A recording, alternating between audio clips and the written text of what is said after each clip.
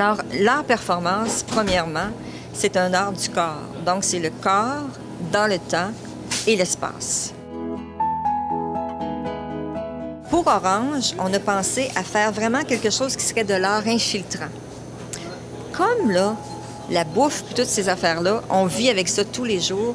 Donc, on a décidé d'aller directement dans le viscéral de qu'est-ce qu'on vit tout le monde par rapport à la bouffe.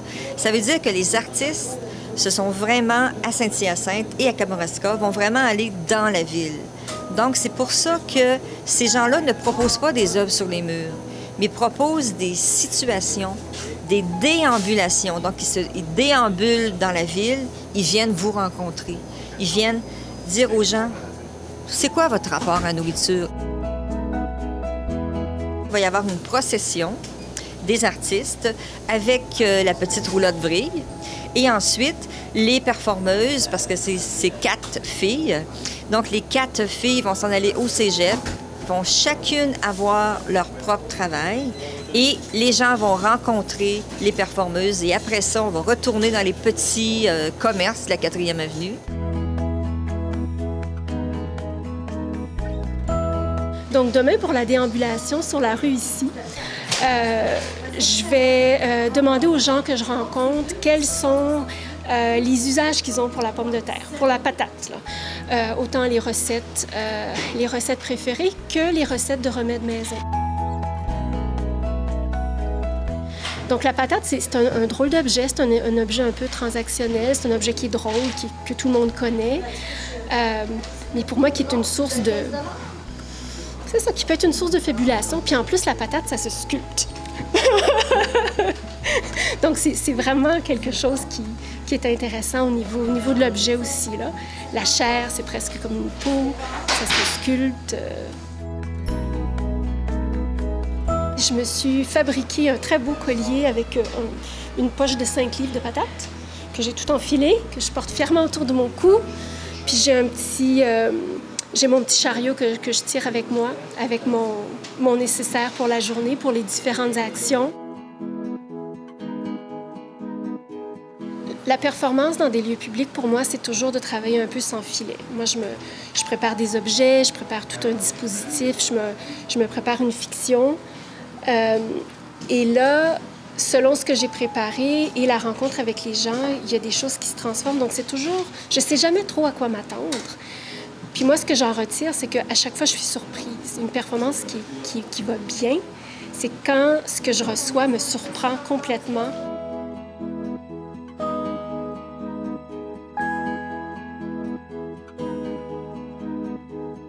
On mange tous les jours, tout le temps. Moi, je sais pas vous, mais moi, je mange aux 3 heures minimum. Quand je dis que j'ai faim, puis c'est parce que j'ai hâte d'aller manger. Je pense que pour notre société, il faut pas juste avoir l'alimentation comme souci de survie, mais il faut que ça devienne un plaisir dans la vie aussi, l'alimentation. Puis je pense que c'est comme ça qu'on se tient en santé aussi, en s'informant, en sachant qu'est-ce qu'on peut manger ou ne pas manger, qu'est-ce qui est bon pour nous. Parce que tout n'est pas bon pour tout le monde. Il y a des gens que ça peut être... Bon, les arachides, c'est une allergie, mais il y a toutes sortes d'intolérances. Il y a des gens qui ne peuvent pas manger trop gras, trop riche parce qu'ils ont des difficultés avec le foie. Tout ça, je pense qu'il faut... C'est une question d'énergie de société aussi. Quand on mange bien, on a de l'énergie, on a une bonne énergie. Puis ça fait une société qui est active, qui est créative. Alors, ma performance, c'est autour, bien sûr, de l'intolérance alimentaire, principalement le gluten et le lactose, parce que ça m'est propre. Donc, je ne veux pas parler des allergènes en général, mais vraiment de l'intolérance qui est beaucoup plus... c'est plus vicieux. Donc, ça paraît pas. Puis les gens, souvent, vont un peu...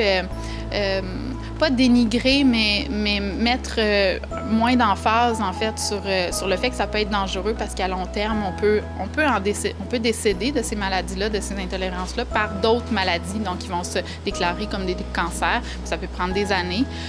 Donc, c'est vraiment, pour moi, ces performances-là, le moyen de communiquer ce mal-être-là que j'ai, mais de le positiver. Donc, de dire aux gens, bien oui, les gens qui ont une maladie ou une intolérance mangent sainement, mais mangent aussi avec plaisir. Alors, ça va passer à travers une expérience sonore et aussi gustative.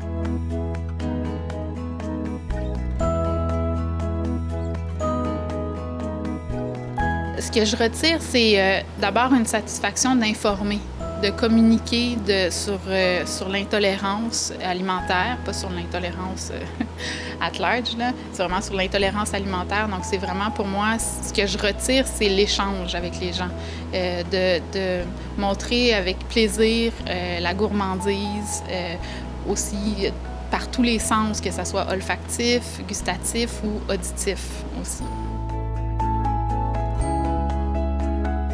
C'est sûr qu'il y a une évolution qui se fait, il y a toujours des restes. Puis quand on finit une performance ou une fin de semaine comme il va se passer, on est toujours transformé. Parfois, c'est même épeurant un petit peu parce qu'on sait que chaque fois qu'on performe, chaque fois qu'on fait une nouvelle création, on va être différent après.